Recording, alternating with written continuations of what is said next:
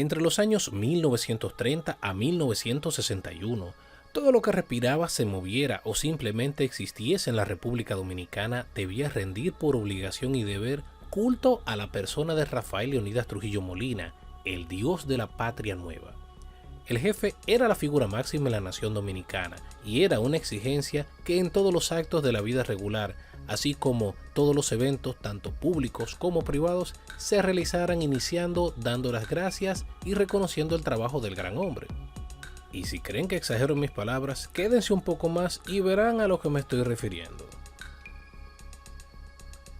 Bienvenidos a Crónica 105, donde hablamos de historia dominicana. El día de hoy analizaremos una tendencia enferma propia de las dictaduras, la cual se basa en convertir en una auténtica divinidad en la tierra al gobernante o dictador de turno. Así que si quieren saber más, quédense con nosotros. Hoy conoceremos sobre los juicios y bondades del dios Trujillo.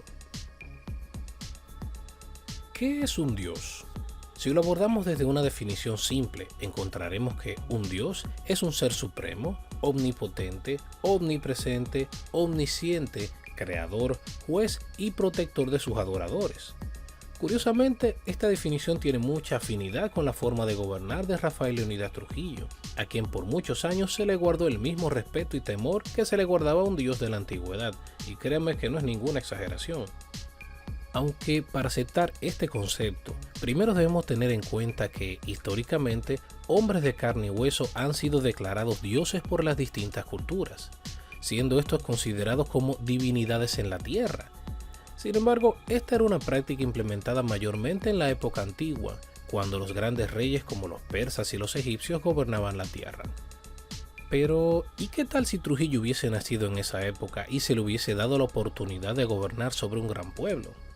Lo más probable es que, tomando en cuenta el ego y la personalidad de este personaje histórico, hubiese sido elevado a la categoría de un dios.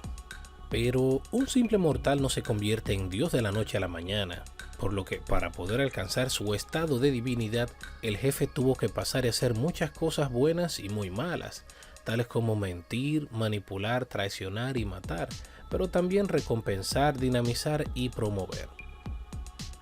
Todos sabemos que el culto al trujillismo existió mucho antes del año 1930, aunque a partir de ese año el asunto se convertiría en una religión oficial. Cronológicamente, su primera gran muestra de egocentrismo divino se produjo el 23 de febrero del año 1930, fecha en la que una conspiración fraguada por el mismo Trujillo provocaría la salida forzosa del poder del presidente Horacio Vázquez. Posteriormente, Trujillo sería electo presidente de la República el 16 de agosto de ese mismo año. Desde esta fecha, el jefe no sería más un simple militar, ahora había ascendido al grado de un presidente, que sería el equivalente de un rey si no viviésemos en una república.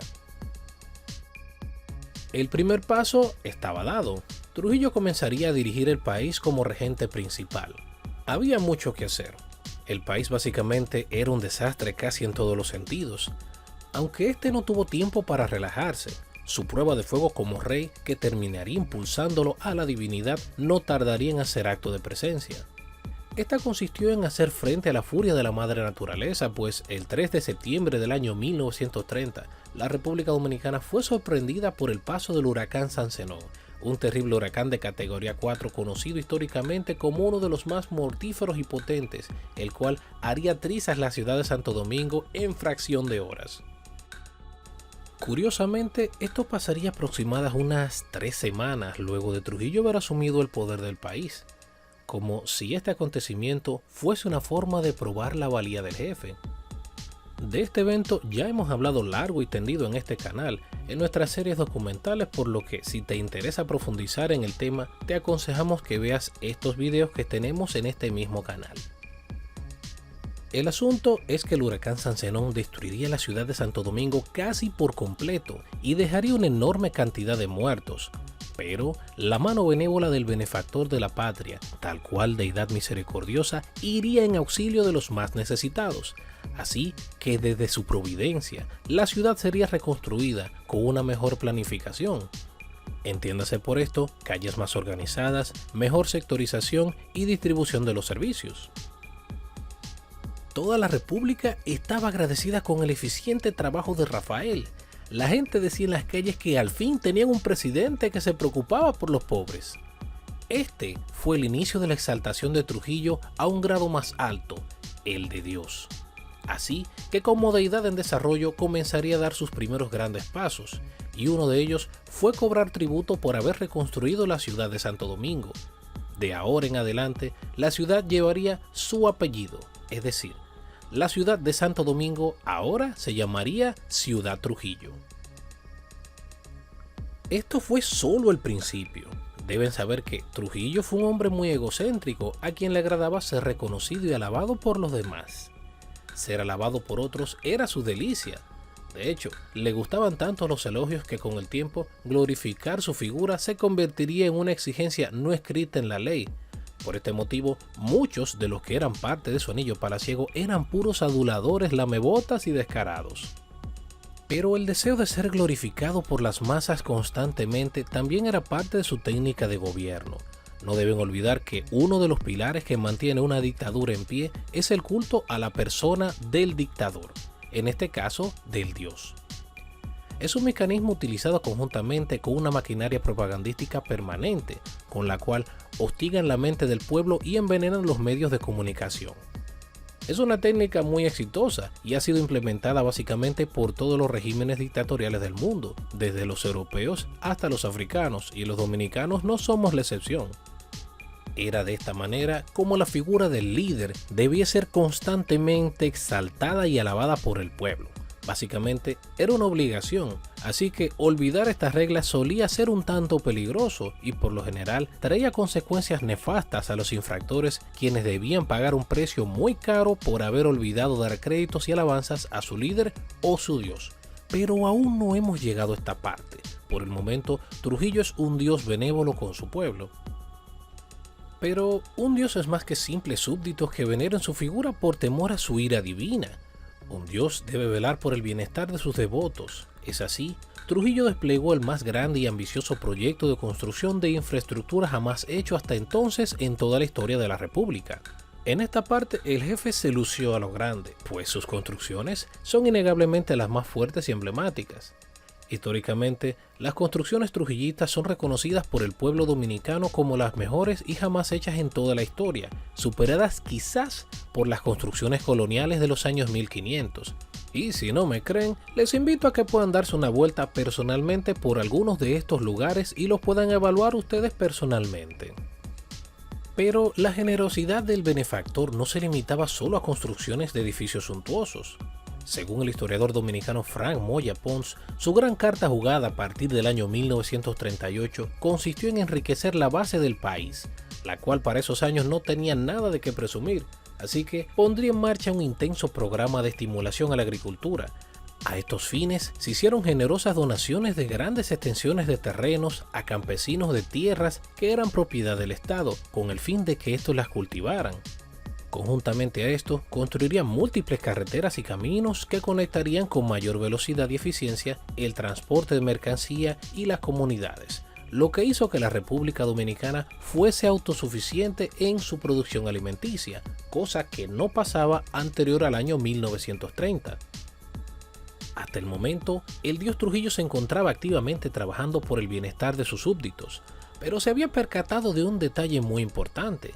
Tenía pocos devotos, y esto se debía al débil y mal orientado sistema de salud con el cual se contaba en aquel momento en el país.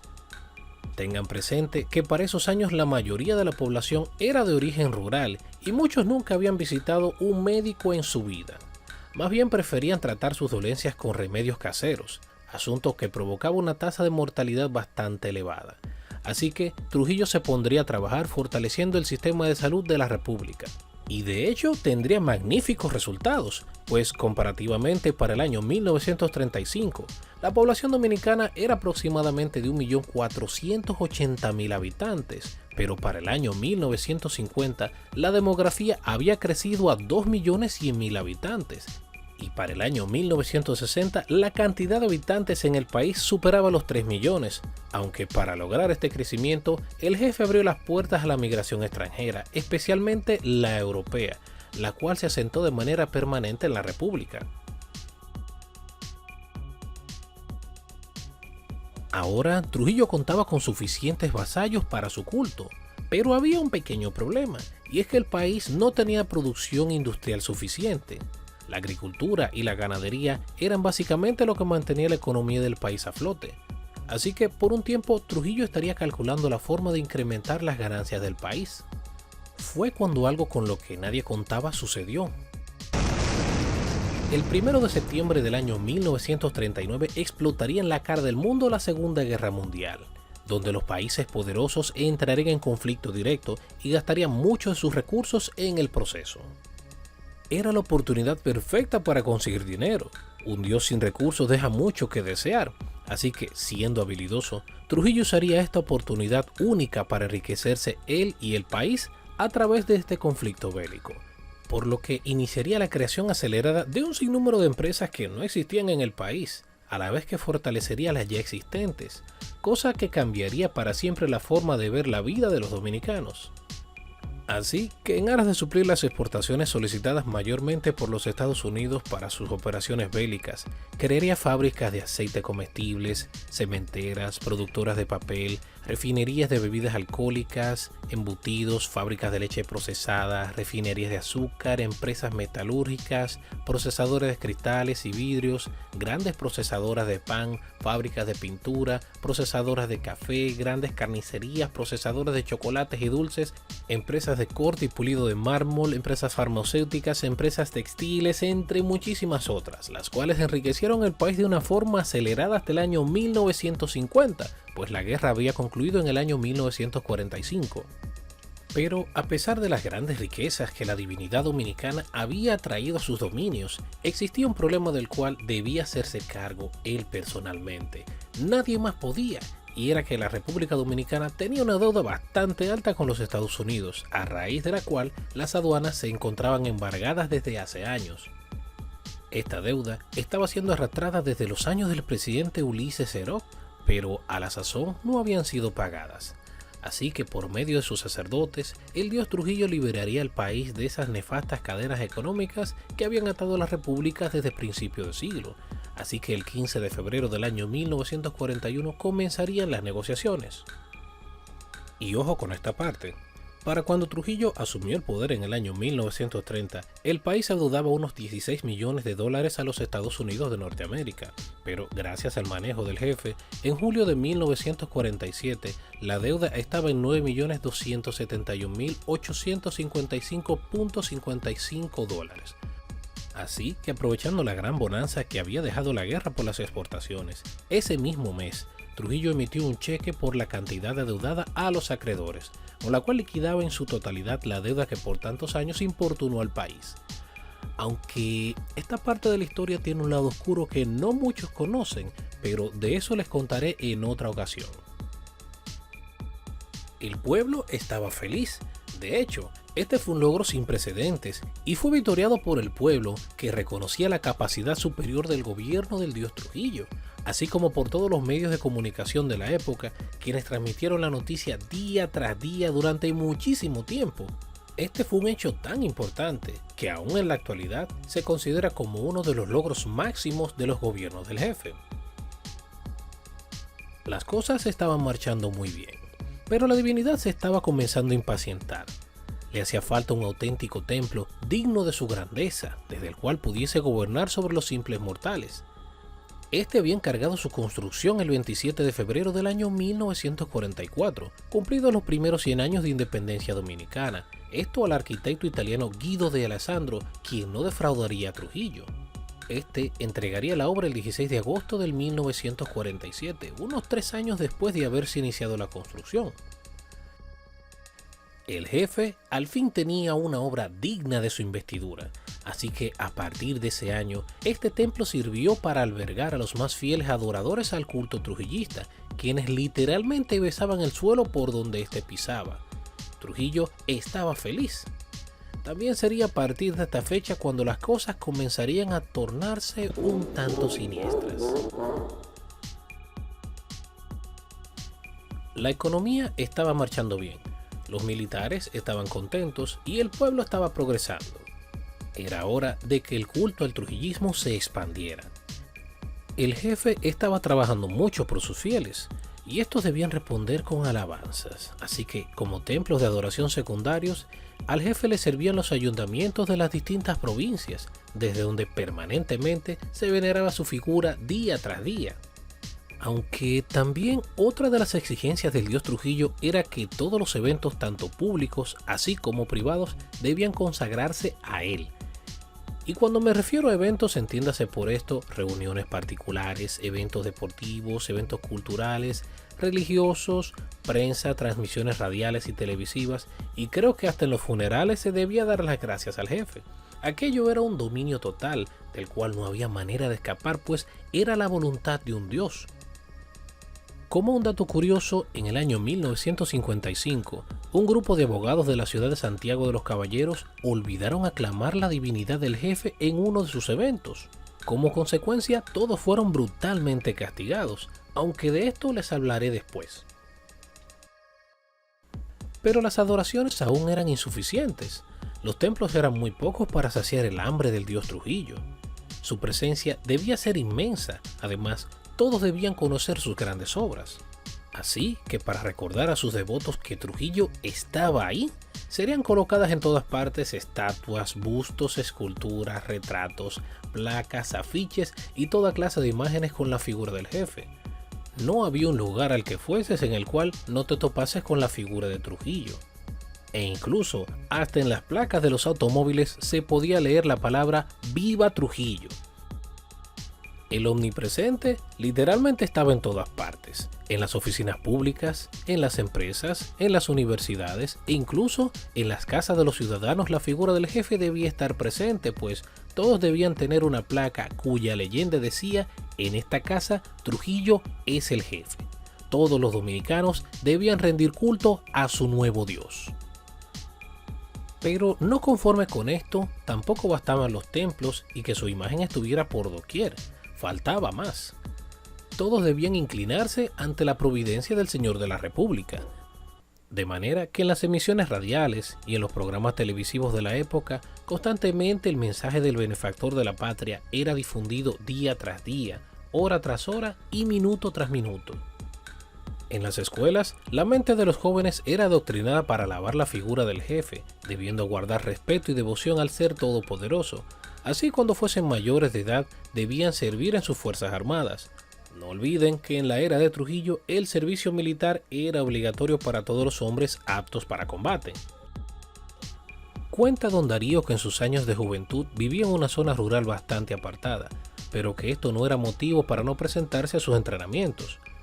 No importaba lo distante que vivieses, debías ir a marchar al pueblo o a la capital. De lo contrario, sentirías la ira del jefe, cuyos agentes penetraban hasta las zonas más recónditas del país en búsqueda de aquellos que debían rendir tributo a su líder, quien, según sus fieles, era un dios muy misericordioso. Pero, increíblemente, aún no era suficiente. Como buen ser todopoderoso, exigía de sus fieles grandes tributos, una costumbre característica de los dioses. Las ofrendas y tributos eran una acción que agradaba mucho a Trujillo, pero a diferencia de otros dioses como los aztecas que demandaban la sangre de seres humanos en sus rituales, Trujillo demandaba mujeres, y si eran vírgenes mucho mejor. No es un secreto para nadie que Trujillo fue un auténtico depredador sexual, el cual tomaba cualquier mujer que le gustase, esto sin importar que ésta estuviese casada o no. Todas debían ser ofrecidas en el altar de la cama de Trujillo. Esto incluía a las esposas de sus oficiales.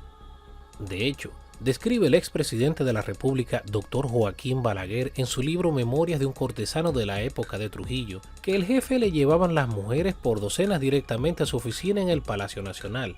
Desde aquí, éste escogía las que más le gustaban, y al día siguiente las llevaba a uno de sus tantos lugares especiales para, junto con sus sacerdotes del palacio, hacer grandes orgías, en las cuales, según nos cuenta José Almoina, no existía ningún tipo de control.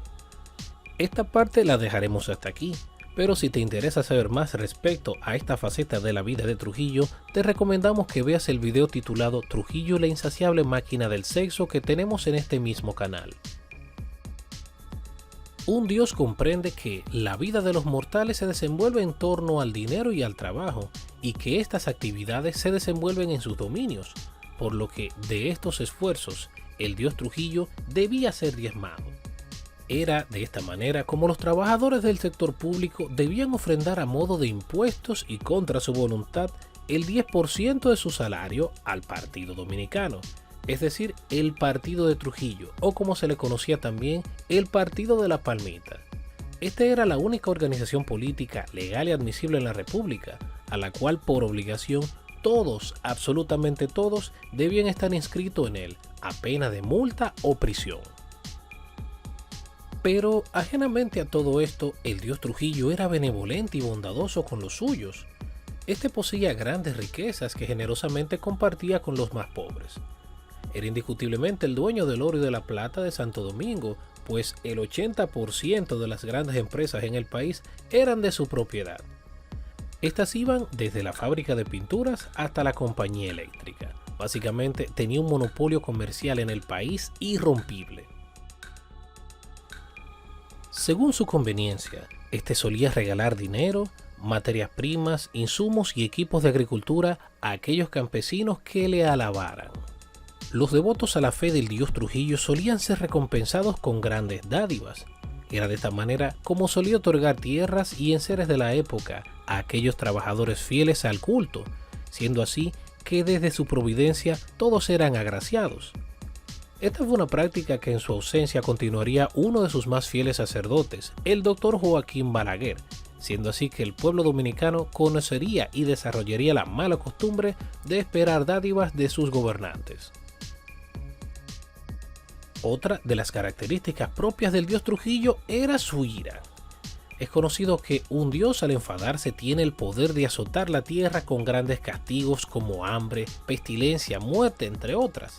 Así que, a pesar de ser un dios bondadoso, no toleraba se contradijera su voluntad, además de ser muy celoso con los suyos. Este sería su modo de operar desde el año 1930, cuando junto a su ejército aplastó a todos los competidores políticos y grupos subversivos que existían y que no le dejaban gobernar, tal cual pasó con los grupos de gavilleros que operaban en los campos de la República. Estos eran grupos delictuales que azotaban las zonas rurales robando y matando, los cuales fueron erradicados de la faz de la tierra por Trujillo.